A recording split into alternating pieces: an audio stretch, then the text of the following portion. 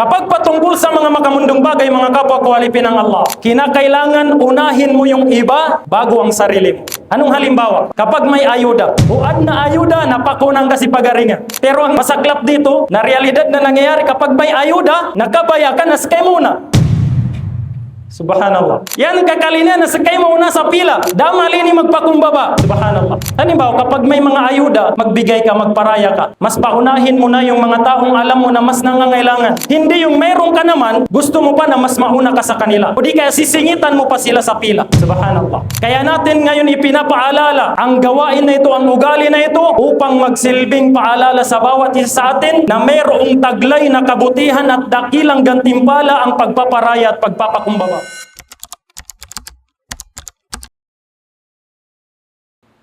Ang nais kong ipaalala una sa aking sarili bago sa ating lahat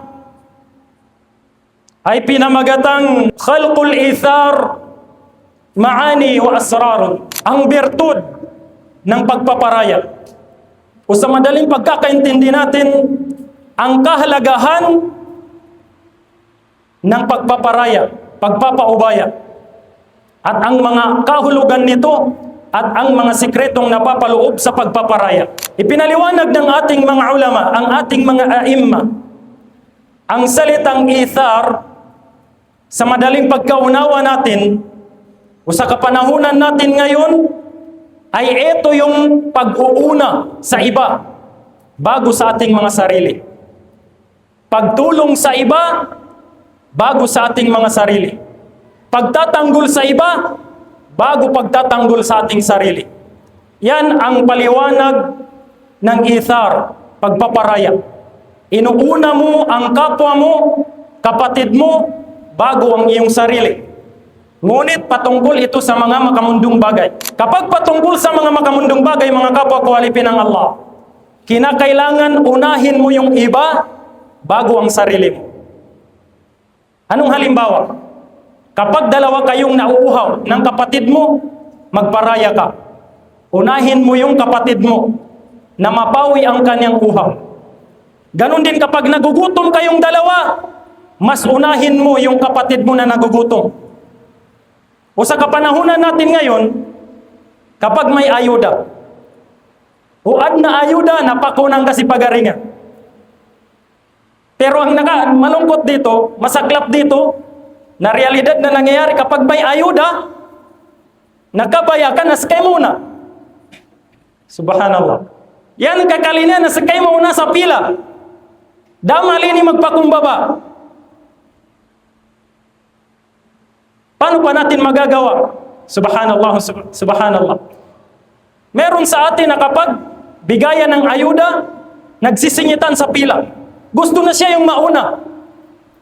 Kaya natin ngayon ipinapaalala ang gawain na ito, ang ugali na ito, upang magsilbing paalala sa bawat isa sa atin na mayroong taglay na kabutihan at dakilang gantimpala ang pagpaparaya at pagpapakumbaba. Halimbawa, kapag may mga ayuda, magbigay ka, magparaya ka. Mas paunahin mo na yung mga taong alam mo na mas nangangailangan. Hindi yung mayroong ka naman, gusto mo pa na mas mauna ka sa kanila. O di kaya sisingitan mo pa sila sa pila. Subhanallah.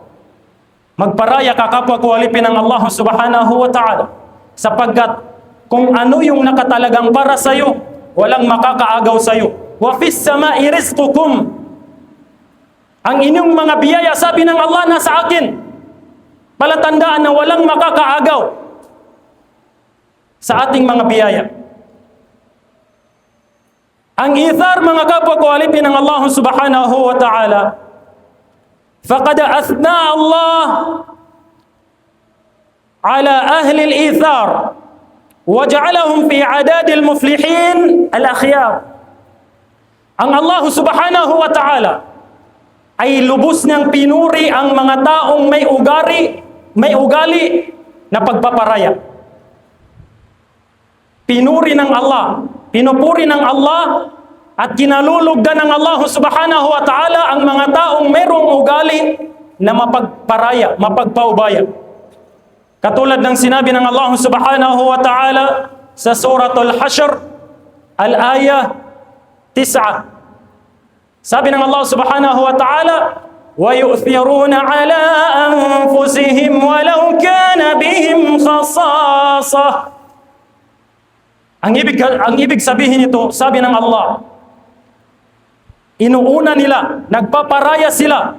Tinutukoy dito ng Allah yung mga Ansar sa Madina. Noong magbakwit ang mahal na propeta Muhammad sallallahu alaihi wasallam, ang mga muhajirin na galing sa Makkah, sinabi ng Allah subhanahu wa ta'ala, wa yu'thiruna ala anfusihim walau kana bihim khasasa. Ang mga Ansar na taga Madina, noong maghijra, ang mga taga Makkah, inuuna nilang i-priority ang pangangailangan ng taga Makkah nung dumating sila sa Madina. Ganito sila magparaya, na ang pinakasukdulan na meron sa mga sahaba sa Madina, na yung asawa nila, ipinapaasawa nila sa mga lalaking taga Makkah na walang asawa. Subhanallah.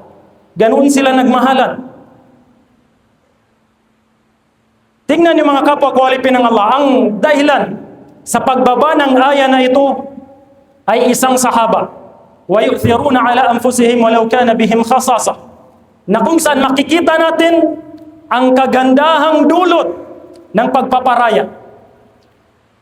Ayon sa pagsasalaysay ni Abi Hurairah radhiyallahu anhu na mula sa Sahihul Bukhari, mayroong isang lalaki na dumating sa mahal na propeta Muhammad sallallahu alaihi wasallam, na kung saan naging bisita ng mahal na propeta Muhammad sallallahu alaihi wasallam. Ngayon, dinala ito ng mahal na propeta Muhammad sallallahu alaihi wasallam sa kanyang mga asawa. At kada dumating ang mahal na propeta Muhammad sallallahu alaihi wasallam sa kanyang mga asawa, ang naging sagot ng kanyang mga asawa, ma ma'ana illa al-ma. Wala tayong pagkain na maihahanda sa ating bisita maliban sa tubig. Lahat ng asawa ng mahal na propeta Muhammad, ganito ang naging sagot nila. Wala tayong maihahanda sa bisita mo maliban sa tubig. Ngayon, no choice na ang mahal na propeta Muhammad sallallahu alaihi wasallam. Nag-announce ngayon ang mahal na propeta Muhammad sa public. Sabi ng mahal na propeta Muhammad sallallahu alaihi wasallam, may yadummu aw yudifu hada. Yudifu hada. Sino ang magsisilbing tagapag-alaga sa bisita na ito? Ngayon, faqala lil ansar, merong isa sa mga ansar na mula sa Madina. Sabi niya, ana, ya Rasulullah, ako nang bahala dyan. Akin na, ibigay mo sa akin. Ngunit ang ansar na ito, wala siyang kasiguraduhan na meron siyang maihanda sa kanyang bisita o sa bisita ng mahal na propeta Muhammad sallallahu alaihi wasallam. Pumunta sila ngayon sa bahay ng sahaba na ito, na ang kanyang pangalan ay si Abu Talha, ayon sa paliwanag ng ating mga mufassiri. Nang makarating si Abu Talha sa kanyang bahay, nakita niya ang kanyang misis. At insyaAllah, mayroong mapupulot ang mga sisters dito sa asawa ni Abu Talha mamaya. Ngayon, pagdating ni Abu Talha sa kanyang bahay, sabi ni Abu Talha sa kanyang asawa, akrimi dayfa Rasulillah sallallahu alaihi wasallam. Mrs., parangalan mo ang ating bisita, ang bisita ng mahal na propeta Muhammad sallallahu alaihi wasallam. Pakainin natin ang bisita ng mahal na propeta Muhammad sallallahu alaihi wasallam. Ngayon, ang naging tugon ng asawa ni Abu Talha, sabi ng asawa ni Abu Talha, ma indana illa qutu sibyani.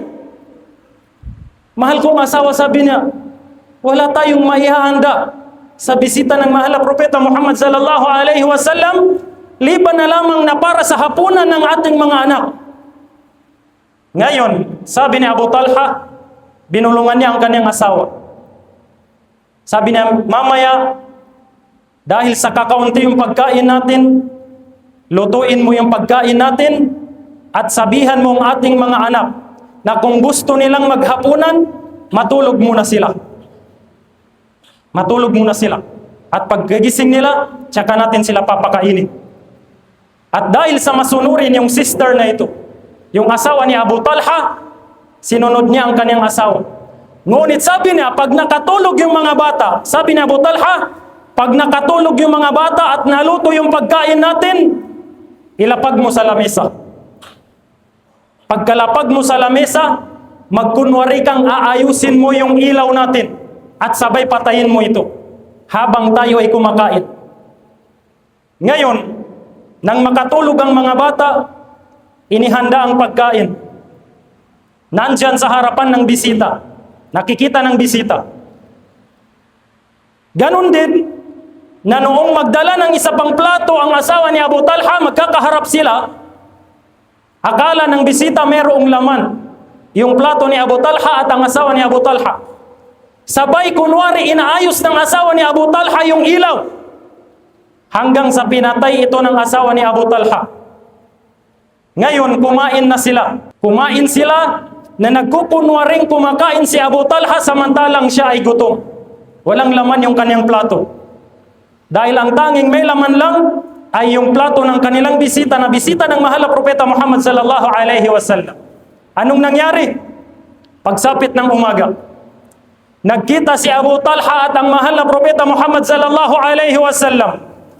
At ang sinabi ng mahal na propeta Muhammad kay Abu Talha, "Dahikallahu al-layla aw ajiba min fi'alikuma." Abu Talha, natawa ang Allah kagabi. O di kaya inamangha ang Allah subhanahu wa ta'ala kagabi dahil sa ginawa ninyong mag-asawa. Subhanallah.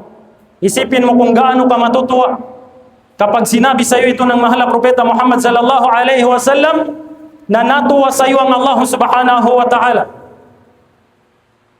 Ngayon, dito ibinaba ng Allah subhanahu wa ta'ala ang talata na ito na sabi ng Allah subhanahu wa ta'ala, wa yu'thiruna ala anfusihim walau kana bihim khasasa.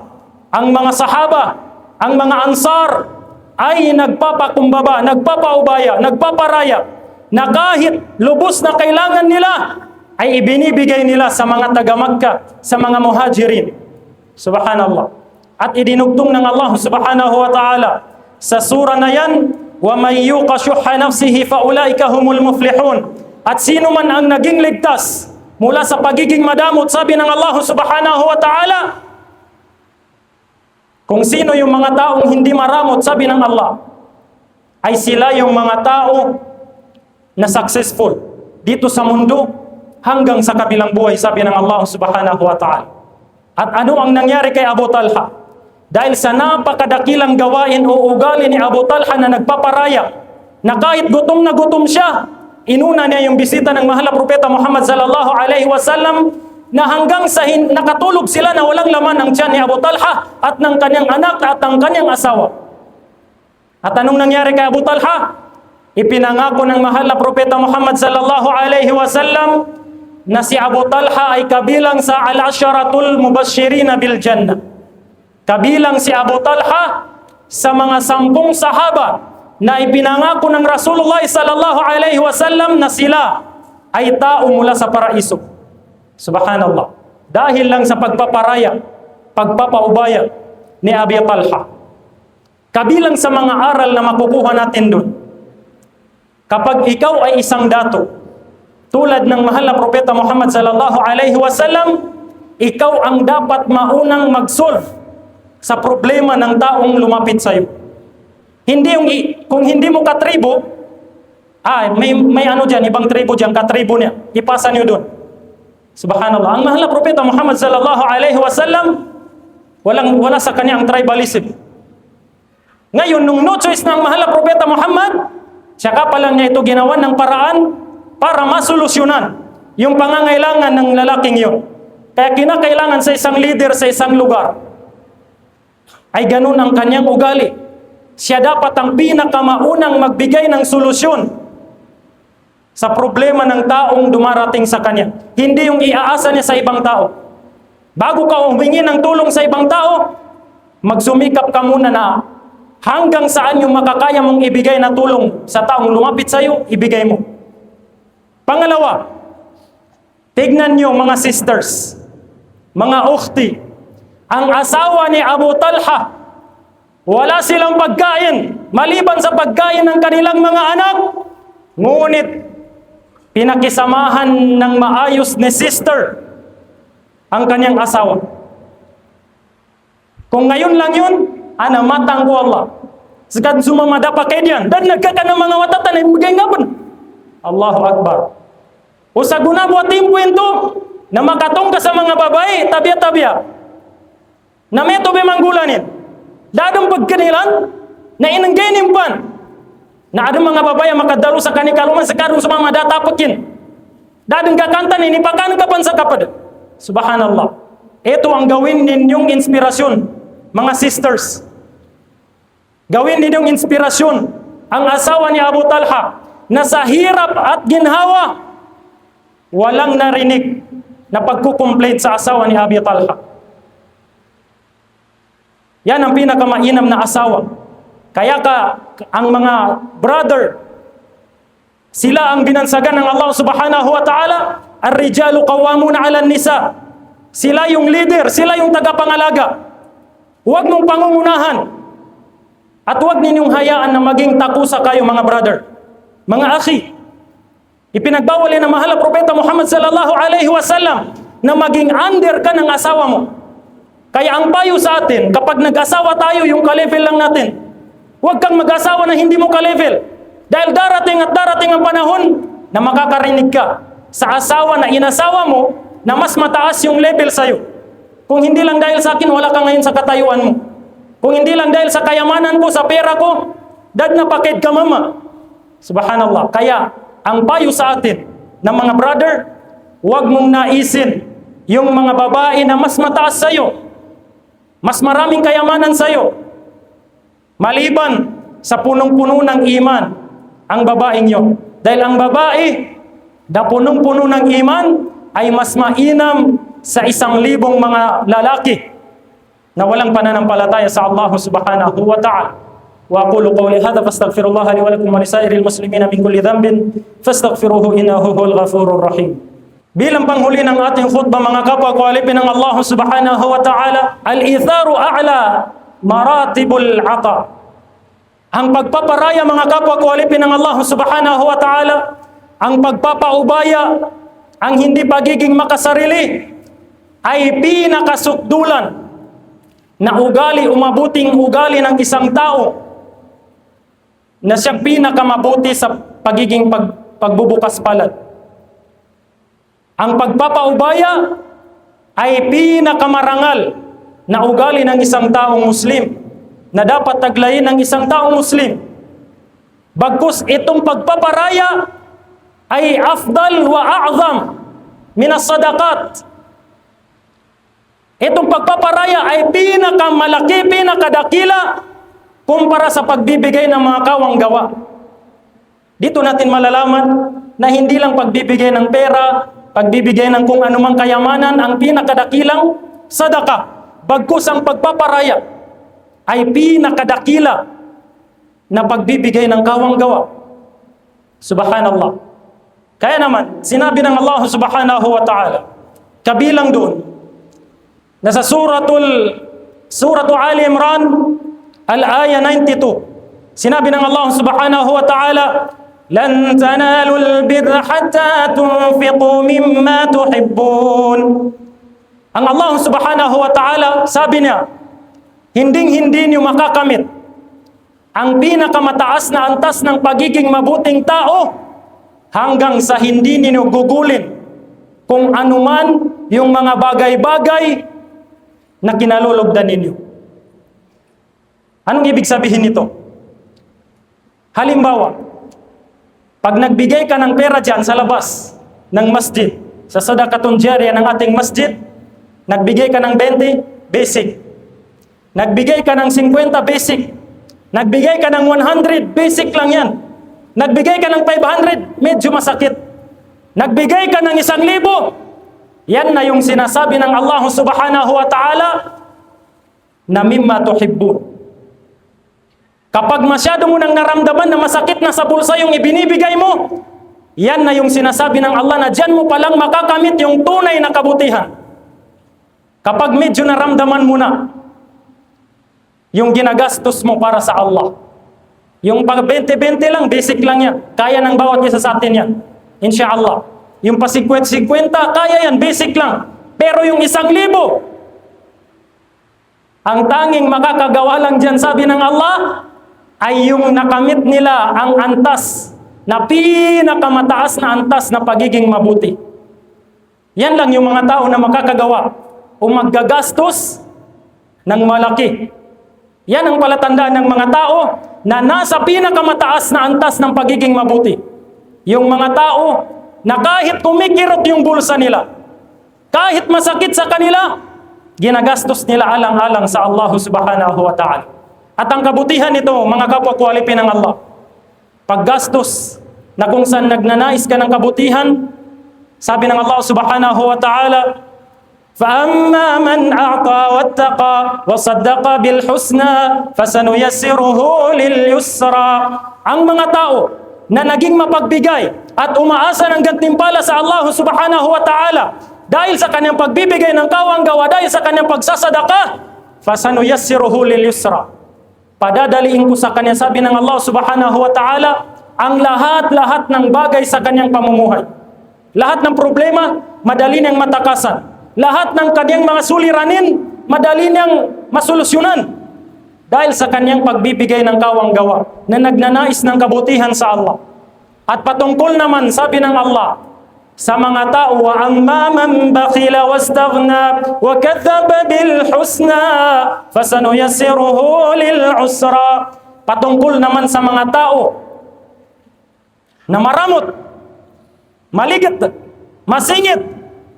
Patungkol sa mga tao na yan, sabi ng Allah, at hindi sila naniniwala sa gantimpalang ibinibigay ng Allah na inaakala nila na porket mayaman sila, ino ko panadaka, di ko kailangan supahala, subalas, katayabun su kaya mananakan. Hindi ko na kailangan yan. Ang mga taong ganyan, sabi ng Allah subhanahu wa ta'ala, mga maramot, at hindi naniniwala na ang Allah subhanahu wa ta'ala ay nagbibigay ng gantimpala sa lahat ng kabutihan, fasanuyassiruhu lil usra. Padadaliin ko sa kanya, sabi ng Allah, ang daan tungo sa kanyang pagkalugmok. Anong ibig sabihin nito, sabi ng ating mga ulama? Ang tao na maramot, pansinin mo na napakahirap para sa kanya ang pagsusunod. Napakahirap sa tao na siya ay magsadaka. Napakahirap sa isang maramot na siya ay makapagsala. Napakahirap sa maramot na tao na siya ay makapag-ayuno sa buwan ng Ramadan. Pansinin niyo, palatandaan yan ng mga tao na maramot. Anong ginawa sa kanila ng Allah? Yung puso nila ay ginawa sa kanila ng Allah subhanahu wa ta'ala dahil sa pagiging maramot nila. Pinadali sa kanila ng Allah subhanahu wa ta'ala ang kanilang pagsadlak sa impyerno sa pamamagitan ng hindi sila makapagsala ng madali. Dahil nahihirapan sila. Parang napakahirap sa kanila na magsala, magsadaka, mag-ayuno, magsunna. Dahil ang mga tao na yan, mga maramot, sabi ng Allah subhanahu wa ta'ala. Kaya maging mapagparaya tayo mga kapwa quality ng Allah at maging mapagbigay. Sapagat dyan natin makakamit ang dakilang gantimpala ng Allah subhanahu wa ta'ala at ang pagtatagumpay natin dito sa mundo, higit lalo sa kabilang buhay. محمد كان علم كليبس